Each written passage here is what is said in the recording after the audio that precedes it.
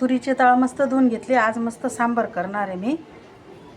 1 cup तुरीची डाळ घेतली, धुवून मस्त पाणी टाकून घेतलं.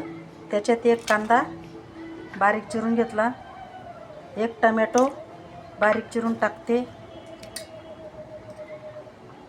त्याच्यात हळद टाकते, 2-3 हिरव्या मिरच्या टाकते आणि हिंग पावडर टाकते. मस्त 3-4 शिट्ट्या करून डाळ शिजवून घेते. त्याच्याबरोबर मी भाज्या पण शिजत टाकल्या. लाल भोपळा, दुधी भोपळा आणि शेवग्याच्या शेंगा हे सांबारसाठी अलग शिजून घेते मी. आता डाळ मस्त शिजून गेली आपली सांबार बनवायची. मी आता सांबार बनवते.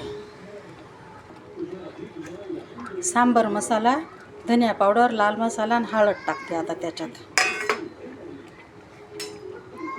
गूळ टाकते मी त्याच्यात. आणि किती पातळ किती घट्ट पाहिजे त्याप्रमाणे आपण पाणी टाकायचं. त्याच्यात आपण आता चिंचाचं पाणी टाकू.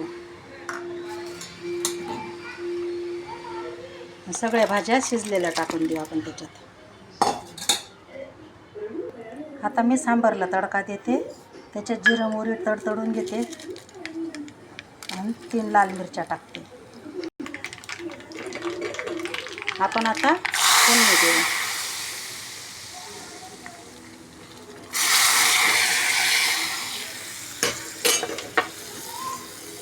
चवीपुरतं मीठ टाकते आणि मस्त उकळू देते. त्याच्याबरोबर आपण बटाट्याची भाजी बी करणार आहे. तेल तापून गेलं, मोहरी टाकू. मोहरी तडतडली का जिरं टाकू, कढीपत्ता टाकू, मिरच्या टाकू. बटाटे उकडून घेतलेले मस्त मी फोडी करून घेतल्या. आता बटाट्याची फोडी टाकते, थोडी हळद टाकते, चवीपुरतं मीठ टाकते, थोडी कोथिंबीर टाकते. सांबारला कोथिंबीर टाकायची बाकी होती, आता कोथिंबीर टाकून देते. हे बघा आपलं सांबार तयार झालं.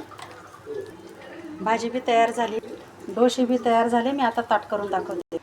तयार झालं आपलं ताट. सांबार, ओल्या खोबऱ्याची चटणी, बटाट्याची भाजी आणि डोसे.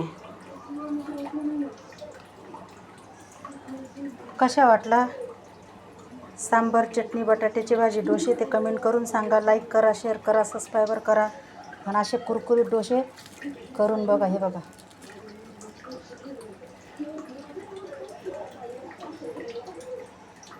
आणि सबस्क्राईबर करा.